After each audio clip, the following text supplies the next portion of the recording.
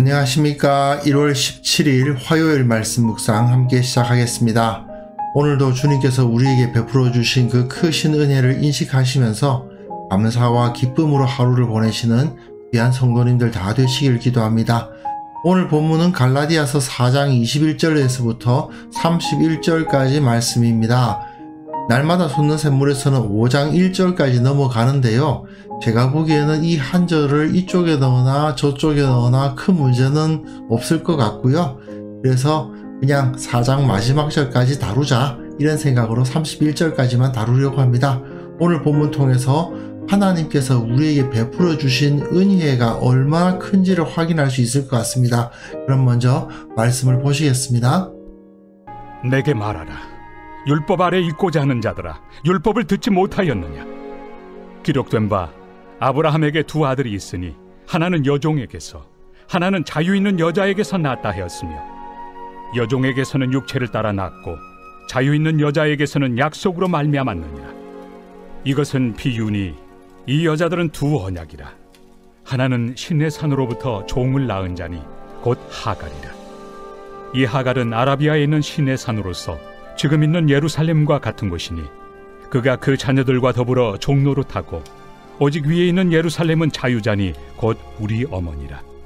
기록된 바 잉태하지 못한 자여 즐거워하라. 상고를 모르는 자여 소리질러 외치라. 이는 홀로 사는 자의 자녀가 남편 있는 자의 자녀보다 많음이라 하였으니 형제들아, 너희는 이삭과 같이 약속의 자녀라. 그러나 그때 육체를 따라 난 자가 성령을 따라 난 자를 박해한 것 같이 이제도 그러하도다. 그러나 성경이 무엇을 말하느냐? 여종과 그 아들을 내쫓으라. 여종의 아들이 자유 있는 여자의 아들과 더불어 유업을 얻지 못하리라 하였느니라. 그런즉 형제들아, 우리는 여종의 자녀가 아니요 자유 있는 여자의 자녀니라.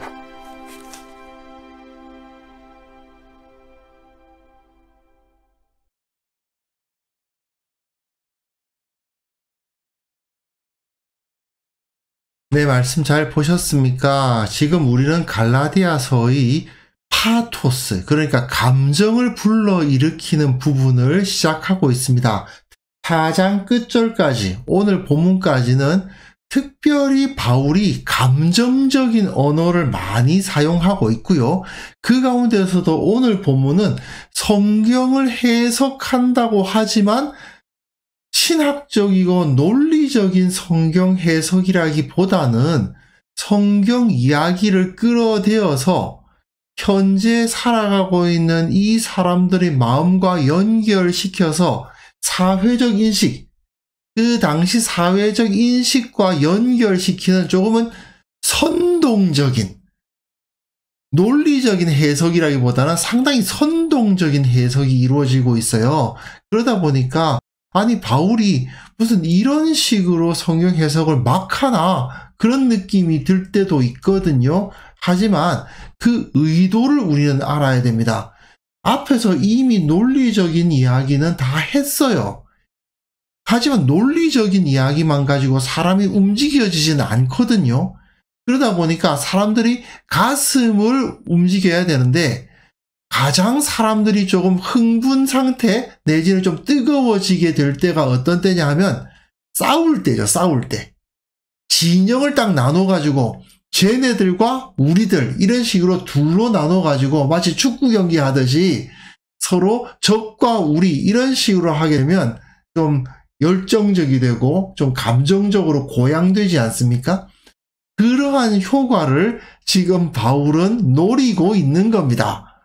율법과 할례를 가르치는 자들이 갈라디아 교회에서 상당히 많이 혼란을 주고 있었는데 바울은 저들과 우리를 이렇게 나누어 가지고 저들의 가르침에 우리가 빠져들어가서는 안 된다라는 이야기를 하고 싶어 하는 거예요. 앞에서 논리적으로는 다 설명을 했지만 사람들이 감정을 고양시키는 데에는 역시 흑백 논리라고 비난받을 수 있을지도 모르나, 그러나 이렇게 우리 편과 너희 편 이런 식으로 나누어서 이야기함으로써 이후에 사람들이 행동을 촉구하는데 효과를 보려고 하고 있는 것이죠. 그렇기 때문에 오늘 본문에 나와 있는 성경 해석이 진짜 이것이 앞뒤가 맞는가? 구약 성경이 실제로 이런 의도로 기록되어 있는가? 이렇게 접근하시면 좀 곤란해요. 바울도 지금 자기가 풍류를 사용하고 있다고 인정하고 설명하고 있거든요. 그러니까 이 본문을 가지고 성경의 깊은 의미를 파악하겠다고 접근하시기보다는 오히려 바울이 그 당시에 율법을 주장하고 할례를 주장한 자들에 대해서 어떤 마음을 품고 있었던가, 그리고 갈라디아 교인들을 어떻게 생각하고 있었던가, 갈라디아 교인들이 어떤 마음을 품기를 원하고 있었는가, 이것에 집중해서 보시는 것이 더 좋겠습니다. 본문 보시면요. 내게 말하라. 율법 아래 있고자 하는 자들아. 율법 아래 있고자 하는 자들아. 율법 아래 있고자 하는 자들아. 예, 바울의 대적들이죠. 율법을 듣지 못하였느냐. 이것은 사실은 조롱하는 표현이죠. 너희들 율법을 알기는 아는 거냐. 이렇게 조롱합니다. 실제로 할례와 율법을 지켜야 한다고 주장하는 저자들은 성경이 뭐라고 말하고 있는지 모르는 거다. 이렇게 강조하면서 아브라함에게 두 아들이 있다라고 말하죠. 두 아들을 제시하는 이유는 무엇이겠어요? 흑이냐 백이냐 둘로 나누기 위함이죠. 둘로 나누어서 하나는 여종에게서 하나는 자유 있는 여자에게서 낳았다 하였으며, 여종은 하갈이고 자유 있는 여자는 사라죠. 여종에게서는 육체를 따라 낳았다. 하갈은 젊은 여인이었고 아브라함과의 관계를 통해서 생물학적으로 이스마엘이 태어난 거 아니에요. 그에 비해서 자유 있는 여자에게는 약속으로 말미암았느니라. 사라는 전혀 아이를 낳을 수 없는 상황이었는데 태어났잖아요. 그러니까 이 둘을 서로 대조시키는 겁니다. 육체를 따라 난 자와 약속을 따라 난 자. 육체는 왜 육체라고 그러겠어요? 할례 받아야 된다고 주장하니까, 돼지고기 먹으면 안 된다고 주장하니까 그건 육체에 관련된 거 아니에요. 그러니까 쟤네들은 육체를 따르는 자들이고 우리는 약속을 따르는 자들이다라고 이야기한 거죠. 율법이 아니라 육체다 이거예요. 얘네들은 율법을 주장하는 게 아니고, 하나님의 말씀인 율법을 주장하는 게 아니고 오히려 육체를 주장하는 자들이다. 이렇게 말하는 겁니다. 그러면서 이것은 비유니, 비유라는 말은 알레고레오라는 말인데 정확한 해석이라기보다는 우리말로는 풍류라고 번역되죠. 사실 아브라함의 두 아내에 대한 이야기를 이런 식으로 해석해도 되느냐. 그러니까 사라는 약속이고 하갈은 육체다. 이런 식으로 1대1 대응을 시키는 것은 사실상은 그다지 이상적이지 않은 해석 방법입니다. 이런 해석 방법을 쓰는 것은 사실은 좀 문제가 많아요. 그렇기 때문에 바울도 지금 자기가 풍류를 하고 있다는 것을 인정을 해요. 그러나 이것을 풍류로 한번 생각을 해보자라고 이야기하면서 쭉 이야기를 풀어가는데, 성경 지식을 알게 하기 위해서, 본 메시지를 알게 하기 위해서가 아니라 성경 이야기를 빗대어 가지고 저 율법주의자들과 복음주의자들의 차이를 대조시키고 있는 것일 뿐이다. 이걸 기억을 하셨으면 좋겠어요. 그래서 하나는 신의 산으로부터 종을 낳은 자니 하갈이라. 신의 산 율법이죠. 그리고요, 이 하갈은 아라비아에 있는 신의 산으로서 지금 있는 예루살렘과 같은 곳이니 그가 그 자녀들과 더불어 종노릇하고, 신의 산과 예루살렘이 같은 곳은 아니죠. 하지만 둘 다 땅에 있는 존재인 건 맞죠. 그러니까 율법은 신의 산이고 예루살렘이고 그리고 종이고 하갈이고 이스마엘이다. 이렇게 하나로 묶어버리는 거잖아요. 다 저들이 주장하는 거다 이거예요. 율법주의자들이 좋아하는 것이 다 그런 것이다. 하지만 우리는 위에 있는 예루살렘, 하늘에 있는 예루살렘이 있다. 그것이 바로 자유자요 우리 어머니다. 이렇게 이야기하면서 율법을 따르고 육체를 따르어야 된다고 주장하는 자들을 배척하고 하나님의 나라, 눈에 보이지 아니하는 복음의 세계를 따라가야 된다라고 이야기를 하고 있는 것입니다. 자, 그 다음 본문 보시면요. 기록된 바 잉태하지 못한 자여 즐거워하라. 산고를 모르는 자여 소리질러 외치라. 이는 홀로 사는 자의 자녀가 남편 있는 자의 자녀보다 많음이라 하였으니 이건 이사야서 54장 1절을 인용한 것입니다. 잉태하지 못하며 출산하지 못한 너는 노래할지어다. 산고를 겪지 못한 너는 외쳐 노래할지어다. 홀로 된 여인의 자식이 남편 있는 자의 자식보다 많음이라. 이걸 인용하면서 아이를 못 낳는 여인이 오히려 더 복되다라는 얘기 아니냐, 이렇게 접근을 하는 거죠. 사실 이사야서의 내용을 가지고 창세기의 사라에 대한 설명이다라고 주장하는 것은 아무래도 좀 이상합니다. 하지만 지금 바울이 성경 해석을 합리적으로 하려고 하고 있는 게 아니라는 것을 꼭 기억하세요. 지금 바울이 강조하고 있는 것은 육체를 주장하는 사람들, 유대인들이 어떤 사람들입니까? 결국은 육체로 난 사람들이잖아요. 자기 아버지 어머니가 유대인이어서 자기가 유대인이 된 거지 영적으로 유대인이 된 게 아니잖아요. 이게 바로 이스마엘이 난 방식이다 이거예요. 하지만 이삭이 난 방식은 그게 아니다 이거예요. 이삭은 기적으로 났죠. 하나님의 언약을 따라 났잖아요. 그러니까 형제들아, 너희는 이삭과 같이 약속의 자녀라.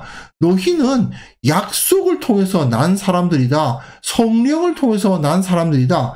그러나 그때의 육체를 따라 난 자가 성령을 따라 난 자를 박해한 것 같이 이제도 그러하도다. 육체를 따라 난 자 이스마엘이고 지금 저 율법주의자죠. 그리고 성령을 따라 난 자 이삭이고 또 지금 복음을 믿는 성도들이죠. 그런데 이스마엘이 이삭을 희롱하다가 쫓겨났잖아요. 바로 그 이야기를 하고 있는 것입니다. 성경이 무엇을 말하느냐? 여종과 그 아들을 내쫓으라. 여종의 아들이 자유 있는 여자의 아들과 더불어 유업을 얻지 못하리라 하였느니라. 결국은 여종의 아들은 거기서 머물지 못하고 내쫓김을 당한다. 육체를 중요시하는 자들은 결국은 하나님의 나라에서 내쫓김을 당할 수밖에 없다라고 강조를 하는 겁니다. 그러면서 이렇게 말해요. 형제들아, 우리는 여종의 자녀가 아니요 자유 있는 여자의 자녀니라. 바울의 언사가 여기서 굉장히 선동적이 돼요. 이 당시에는 이 남자들이 좀 정조를 안 지켜가지고 또 종들이 있다 보니까 여종에게서 애를 낳는 경우가 많이 있어요. 어머니는 다른데 아버지가 같은 집안이 많은 거죠. 근데 거기서 또 차별이 생겨요. 어머니가 누구냐에 따라서 정실 부인의 자녀들은 에헴 하고 있고 종들의 자녀들은 뭐 우리말로 따지면 서자죠. 서자들은 차별 대우를 당하는 거예요. 그러다 보니까 그 서자, 뭐 영어로 보면 바스타드 이러면 이제 욕이잖아요. 이 당시에 여종의 자녀라는 말은 욕이에요. 그러니까 바울은 지금 갈라디아 교인들에게 이렇게 말하고 있는 거예요. 야, 우리들이 서자야? 우리가 서자냐고? 아니잖아. 우리는 자유 있는 여자의 자녀니라 우리는 존귀한 존재야. 그런데 저 율법 가르친다는 자들이, 저 할례 받아야 된다고 주장하는 자들이 너희들을 지금 서자 취급하고 있는 거 아니야? 그런데 왜 저런 자들의 말에 놀아나는 거야? 우리는 하나님에 의해서, 성령에 의해서 정실 부인의 자녀가 되었어. 우리는 온전히 하나님의 진정한 자녀야. 저들이 너희를 무시하려고 하는 말에 넘어가지 마. 그렇게 이야기를 하고 있는 거죠. 자, 오늘 본문에서 우리가 주목해야 될 것은 바울의 마음이에요. 바울이 갈라디아 교인들이 자기가 이미 복음을 통해서 하나님의 자녀라는 가장 소중한, 가장 중요한 지위를 획득했음에도 불구하고 거기서 다시 율법을 지켜야 되나? 할례 받아야 되나? 유대인처럼 살아야 되나? 이렇게 고민하고 있는 모습을 보면서 왜 너희들은 복음만으로 하나님의 자녀가 되었다는 사실만으로 충분하다고 생각하지 않는 거냐? 너희는 이미 모든 것을 다 가지고 있지 아니하냐? 이렇게 말하고 있는 거라는 거죠. 그 마음을 우리가 이해를 해야만 된다는 겁니다. 우리는 이미 예수 그리스도로 말미암아 충분한 복과 은혜를 받아 누리고 있습니다. 더 이상 다른 것이 필요하지 않아요. 그걸 확인하는 것이 이 본문에서 가장 중요한 겁니다. 그래서 바울은 이 선동적 언어까지 써가면서 이들을 깨우치려고 하고 있는 거거든요. 그런데 모든 교회가 다 그렇지는 않겠습니다만은 갈라디아서는 한국 교회에 굉장히 강력하게 도전하는 책입니다. 복음만으로, 예수님만으로는 충분하지 않은 교회가 꽤 있거든요. 하나님의 자녀가 되었습니다 라는 것이 큰 영광의 시간이 아니고 집사가 되었다, 권사가 되었다, 장로가 되었다가 더 크게 축하받고 부러움의 대상이 되는 그런 현실이 우리 눈앞에 나타나지 않습니까?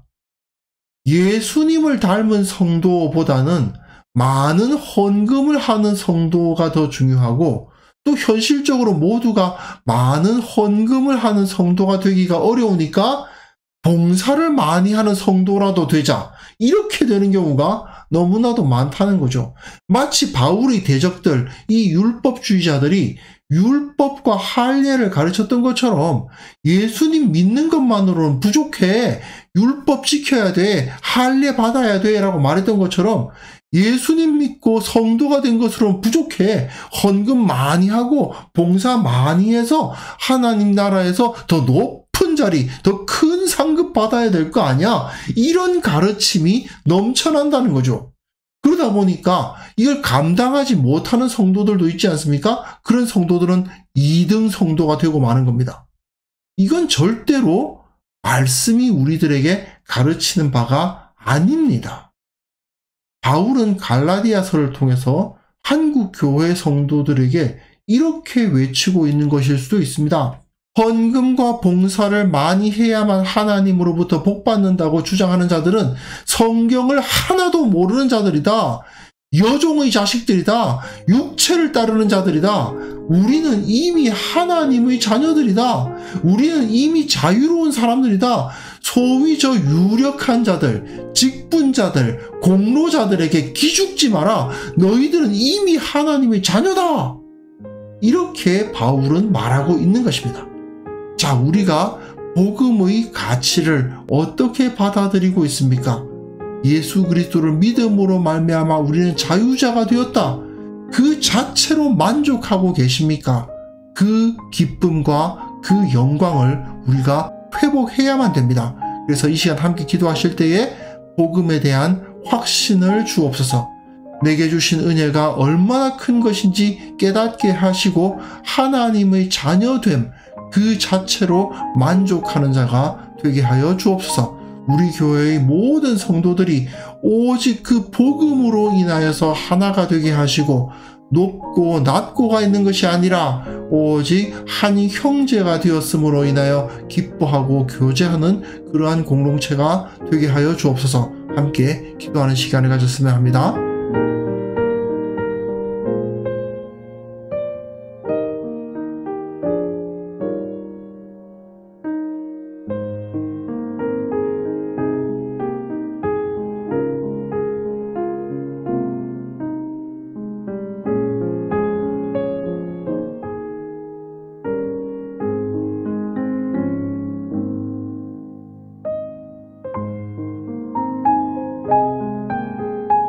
하나님 아버지, 우리로 하여금 복음에 대한 확신을 허락하여 주옵소서.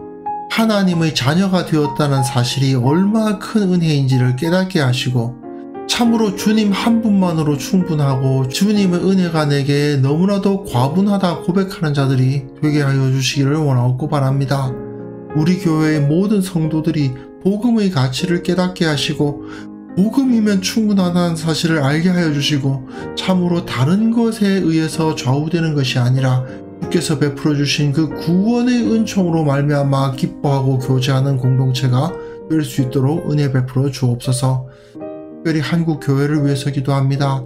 복음의 본질이 무엇인지 온전히 집중하게 하여 주시고 외형적으로 보이는 껍데기를 추구하지 않고 하나님 나라의 그 은혜에 집중하는 참된 교회가 다 될 수 있도록 은혜 베풀어 주시기를 원하고 바랍니다. 아버지, 오늘 하루 이 기쁨으로 충만케 하여 주옵소서. 내가 구원받았다는 사실 때문에 찬송과 감사가 넘치는 하루가 되게 하여 주옵소서. 주님을 기뻐하는 하루가 되게 하여 주시고 주님의 손 붙들고 주님께서 인도하시는 바대로 담대히 살아가는 하루를 우리가 경험하게 하여 주옵소서. 주님께서 우리와 함께 계시면 두려울 것이 없노라 고백하오니 주여 주님께서 우리의 손을 붙들어 주옵소서. 예수님의 이름으로 기도합니다. 아멘.